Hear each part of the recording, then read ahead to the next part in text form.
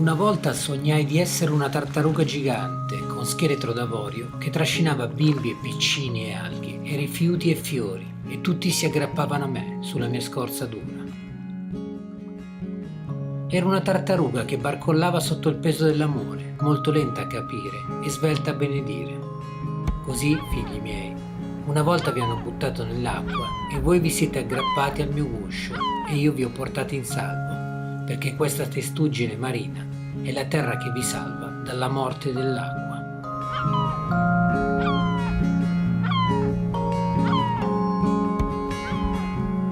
Lampedusa è un lembo di terra italiana disperso nel Mediterraneo, prima terra d'Europa per chi arriva dal sud del mondo.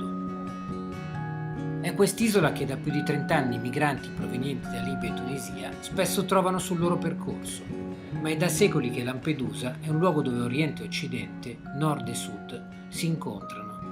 Un ponte tra due continenti, un porto salvo, come il santuario che dall'alto di una collina domina l'isola. Da qui si saliva arrivando dal mare. Chi arrivava trovava non la chiesa così come la vediamo ora, ma una grotta con alcune porte. E nel 1200 Re Luigi IX di Francia descrive, il suo cronista descrive la chiesa passando da qui e trova due camerette, una con dei sedili dove c'era un altare cristiano con una grande croce dell'Ordine di Malta a terra. Più avanti poi ci diranno altri cronisti che la prima sala era dedicata al culto dei musulmani. Gli eremiti che per secoli hanno abitato in queste grotte hanno tenuto vivo il culto cristiano e nello stesso tempo davano accoglienza ai musulmani di passaggio.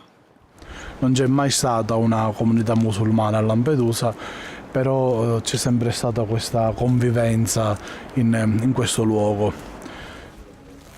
Il tratto di Lampedusa è la luce, secondo me, proprio la luminosità, è una luce più chiara, più bianca, più intensa rispetto anche ad Agrigento, che non è molto più a nord, insomma. Il primissimo ricordo è quello proprio dalla nave, della visione di quest'isola che non sembra illuminata dal sole, ma sembra emanare luce, come se brillasse di luce propria.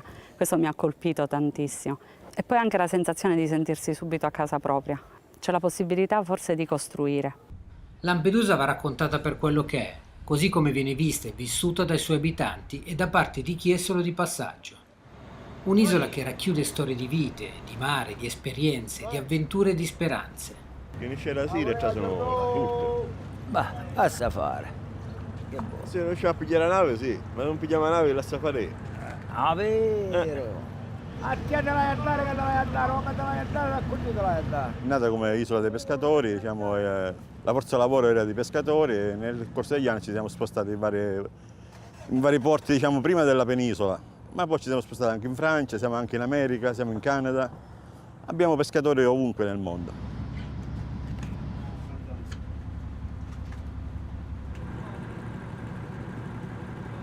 Un'isola sulla quale vive una frazione di umanità, e con tutte le contraddizioni che l'umanità presenta.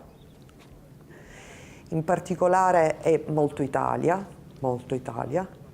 ed è Sicilia all'ennesima potenza, quindi con tutti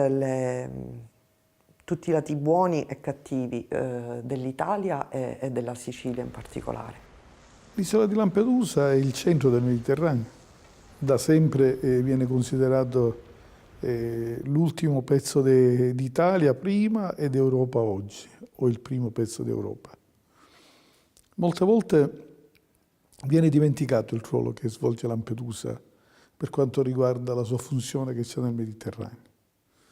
In questi ultimi anni Lampedusa è stata alla ribalta per il problema dei migranti e ci sono state diverse storie che sono state raccontate in maniera un pochettino, secondo me, alcune giuste, altre in modo errato. Molte volte però si è raccontata una Lampedusa sottosopra, una Lampedusa che non era reale, una Lampedusa che parlava di tutto tranne dei propri abitanti. Io invito comunque a guardare il contesto che in questo momento stiamo vivendo, facendo lo sconto di tutte le forme di idealizzazione artistica, mediatica,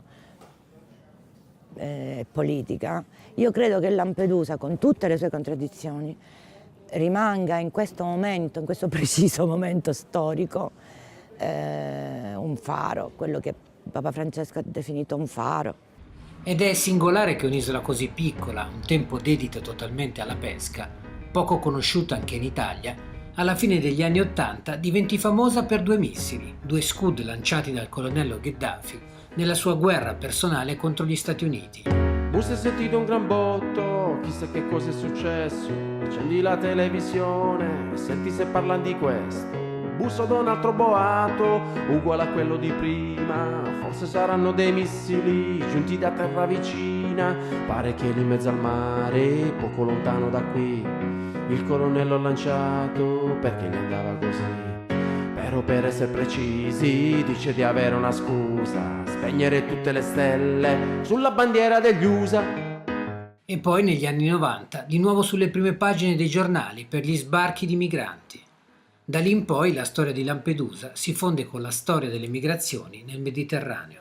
L'immigrazione io mi ricordo dal 99, ecco, erano già un paio d'anni che ero qui, io i primi sbarchi, gli scafisti li buttavano in acqua a 50-60 metri dalla costa, loro raggiungevano la riva a nuoto con un sacchetto nero con degli indumenti asciutti, arrivando sulla costa si levavano gli indumenti bagnati e li buttavano lì sulle rocce e abbiamo trovato indumenti, soldi, carte d'identità strappate. Non c'è più il sistema dell'accoglienza come veniva concepito quando è nato il problema nel 1993, quando il sottoscritto era il sindaco di Lampedusa.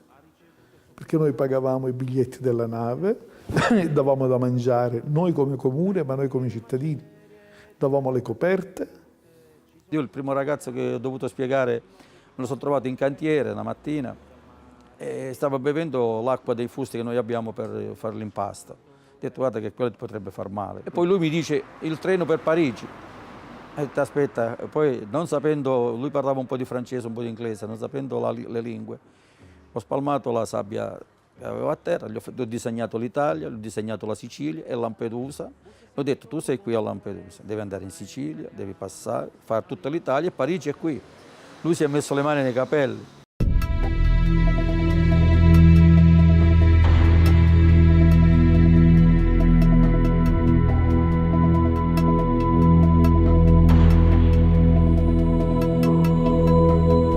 Il 2011 è l'anno che racconta gli sbarchi di massa provenienti dalla Tunisia, l'anno dove vengono anche al pettine le contraddizioni di una presenza dello Stato lontana, forse troppo assente da questo pezzo d'Italia confinato lontano. Il 2011 per quest'isola è come l'anno di fondazione, uno spartiacque. Quando su quest'isola per 2 mesi vennero lasciati fino a 10.000 ragazzi tunisini che lasciavano la Tunisia dopo le primavere arabe, la situazione sull'isola era sicuramente una situazione di grandissimo disagio per questi ragazzi, ma era anche una situazione molto tranquilla.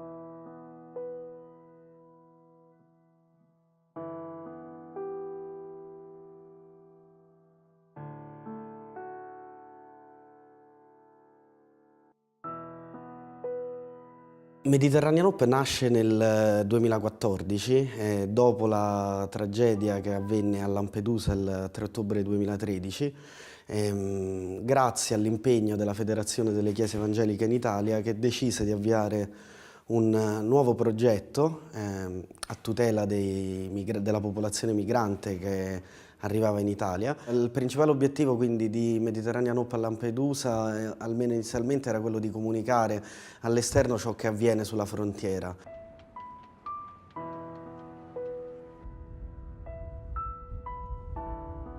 Il 3 ottobre accade un naufragio che è quello simbolo un po' delle tragedie in mare, perché per la prima volta è stato toccato con mano. Mentre gli altri naufragi avvenivano a largo e i morti quasi non venivano visti, tanti non venivano nemmeno recuperati, All'alba del 3 ottobre un peschereccio utilizzato come barcone per i migranti provenienti dalla Libia naufraga proprio a poco più di 1 chilometro dalla costa lampedusana. La mattina alle 7 usciamo fuori dall'imboccatura del porto, giriamo a destra e vediamo 3 barche raggruppate a 400-500 metri dalla riva. Una cosa molto strana, per quell'ora del mattino abbiamo visto c'era un po' di movimento e detto sarà una barca di clandestini. Avviciniamoci, vediamo. E noi appena ci avviciniamo, 5 minuti così, e vediamo il mare pieno di gente che urla, occhi sgranati, tutti questi capelli neri, braccia alzate, help, aiuto, chi si teneva bidoni vuoti, chi ha delle bottiglie, tutto ciò che galleggiava loro si aggrappavano. Lì morirono 368 persone. 367 secondo gli atti ufficiali, il numero in più è dato da una mamma che partorì la bambina nel momento in cui moriva. Quando questi morti vengono visti in 367 bare tutte schierate all'aeroporto di Lampedusa, allora si capisce la realtà e la drammaticità di questa vicenda. Uno dei lavori che con il forum cerchiamo di fare è quello di dare storia ai morti, dare nome. Qui sono sepolti 6 ragazzi morti nella stiva di un barcone, morti per mancanza di ossigeno, per i gas di scarico prodotti dal motore. In quell'occasione morirono 25, 6 sono sepolte qua, le altre invece sono state trasferite. Il primo in assoluto risale al 2000 addirittura. Poi abbiamo tantissimi corpi ritrovati o comunque tantissime persone morte nel 2008, che fu un anno abbastanza tragico perché sull'isola arrivarono oltre 31.500 persone e quindi ci furono tantissime vittime, così come nel 2011, ma ce n'è anche nel 2009, nel 2010, ogni anno ha dato il suo tributo di vite. Questa è l'unica tomba che abbia un nome e un cognome certi, dovuto al fatto che Esther viaggiava con il fratello che si è salvato.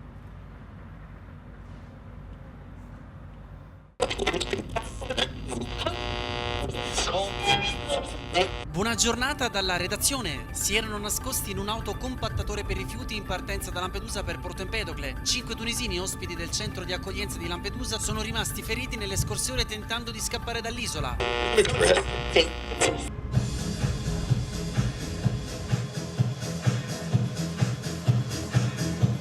Ed sono 11 minuti di questo 7 dicembre. Radio Delta riapre i battenti, riapre i microfoni ed eccoci qui la condizione della super classifica di Radio Delta Lampedusa. Prima che Radio Delta arrivasse, qui sull'isola emittenti radiofoniche non se ne sentivano. Si sentiva ogni tanto qualche radio libica che arrivava per mezzo dello scirocco che soffiava. Noi stiamo qua a decretare quale sarà il disco più venduto della settimana nel nostro paese e lo facciamo insieme a voi che ci seguite giorno dopo giorno. Gli sbarchi esistono da sempre ed è difficilissimo bloccarli, non ci sarà forse mai modo di bloccarli. Noi ci abbiamo sempre convissuto.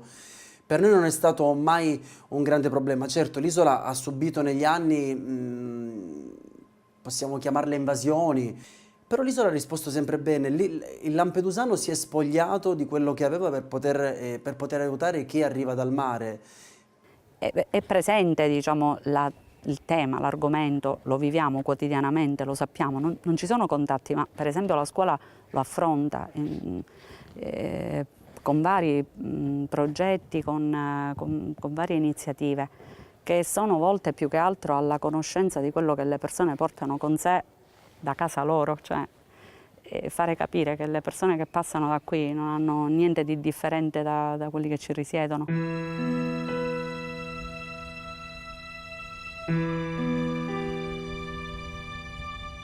Walid è uno dei 150 tunisini ancora ospiti del centro di identificazione di Lampedusa. Gestiva un ristorante al porto turistico di Sfax. Dopo l'attentato di Sousse del giugno 2015, nel quale morirono 39 persone, per lui il futuro si è tinto di nero. Il crollo del turismo, i debiti e la voglia di rifarsi una vita fuori dal suo paese. Même encore l'eau, hein. Il y a l'eau. C'est un bateau tunisien, ça. Avec le lait tunisien. Ouais. C'est bizarre, hein. C'est de l'argent, ça. J'ai décidé de partir. Et j'ai laissé ma famille aussi là-bas et tout. J'étais le plus âgé, avec 14 ans. On est 7 sœurs, 7 frères. Hein. Et moi, je suis le plus âgé. Et je suis obligé de partir. Parce que 35 ans, c'est trop tard de faire quelque chose en Tunisie. Ouais. Mais je suis venu ici, je suis venu ici pour vivre tranquillement, respecter la loi. Et petit à petit, c'est réglo, tu vois. J'ai pas pensé à des autres choses, la drogue ou voler et tout. Moi, je suis pas le genre, tu vois. Malheureusement, il y a des gens qui viennent ici dès que le premier jour. Ils font ça. Dès que le premier jour. Voilà. C'est du harissa. Date, c'est 16/4/2017.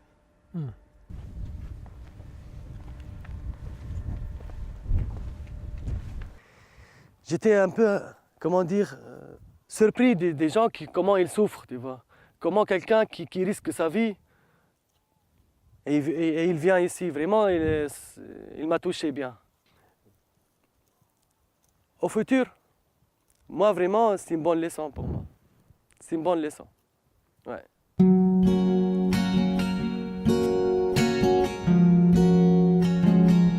Lampedusa è questo e molto altro, un'isola che ha lasciato nel cuore di ognuno di loro qualcosa. Dare la spiaggia questa la più vicina al paese, la Guiccia, che adesso è diventato il polo turistico, quindi è urbanizzata, io me la ricordo con un prato di giglio marino. Nel corso degli ultimi 2 o 3 anni ho incontrato e salutato 50.000 persone. È sicuramente qualcosa di grande. Chi ci nasce qua ci vuole sempre ritornare.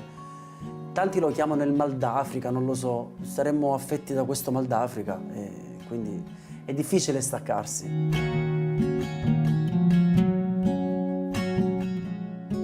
Alberto, Costantino, Don Carmelo, Anna, Paola, Giacomo, Piero e molti altri personaggi di questo luogo sono gli abitanti di Lampedusa. Chi è nato qui, chi è arrivato per amore, chi per lavoro o per avventura. E chi, come Walid, aspetta la sua nave e un briciolo di fortuna per ricominciare.